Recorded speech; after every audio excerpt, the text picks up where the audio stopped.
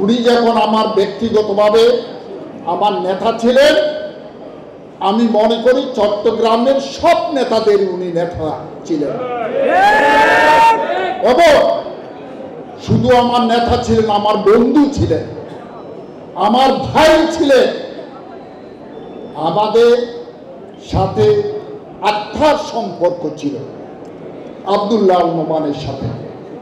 আমরা যদি ঐক্যবদ্ধ শক্তি হিসেবে থাকতে পারি, তাহলে আমাদেরকে কেউ পরাজিত করতে পারবে না। আজকে আমরা যদি অনৈক্য থাকি, আমরা যদি একজন আরেকজনের পিছনে যদি বিদ্বেষ ছড়ায়, তাহলে আমাদের এই ইতিহাস থেকে আমরা হারিয়ে যাব। সুতরাং আমাদেরকে মনে রাখতে হবে, আগামী দিনে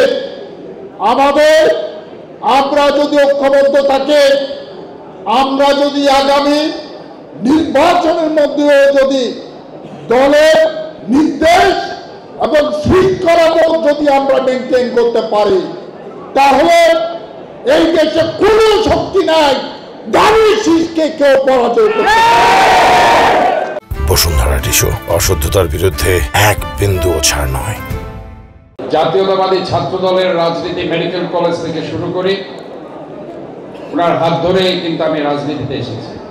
এবং উনি কখনো কোনো রাজনৈতিক নেতা কর্মীকে কোনো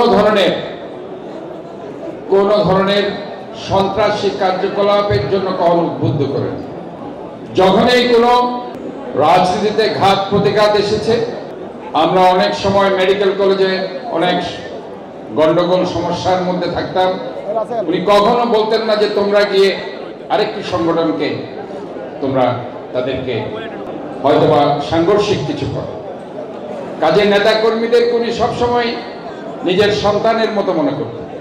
এই নোমান ভাইকে আমি দেখেছি চট্টগ্রাম বিশ্ববিদ্যালয়ে, আমরা যখন ছাত্র দলের আমি এই সাংগঠনিক সম্পাদক ছিলাম, ছাত্র দলের প্রেসিডেন্ট ছিলাম, চাকসুর নির্বাচিত আমি এজিএস ছিলাম। আমি দেখেছি এই নোমান ভাই সারা এই চট্টগ্রাম বিশ্ববিদ্যালয়ে প্রতিটা হলে হলে গিয়ে আমাদের সাথে মিটিং করেছেন, সভা করেছেন। তিনি আমাদের ছাত্র দলকে উৎসাহিত করেছেন, অনুপ্রাণিত করেছেন।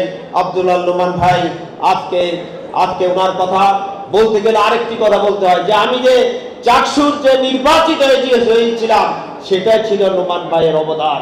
নোমান ভাই সেদিন চাকসুতে আমাকে এজিএস নমিনেশন দিয়েছিলেন, আমি চাকসুতে নির্বাচিত এজিএস হয়েছিলাম।